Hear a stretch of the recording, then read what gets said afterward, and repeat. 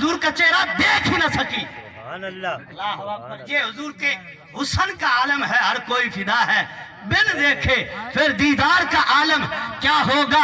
اب میری نگاہوں میں جچتا نہیں کوئی، اب میری نگاہوں میں جچتا نہیں کوئی کہ جیسے ہے میری سرکار ایسا نہیں کوئی۔ وہ صحابیہ کہتی ہے جب میں نے حضور کے چہرے کو دیکھنا چاہا تو میں حضور کے چہرے کو دیکھ نہ سکی، میری نظر جو ہے وہ تاب نہ لا سکی۔ پھر کہتی میری نظر جھکی اور جھکتے جھکتے حضور کے پاؤں مبارک کی جو 5ویں انگلی ہے اس پہ رک گئی۔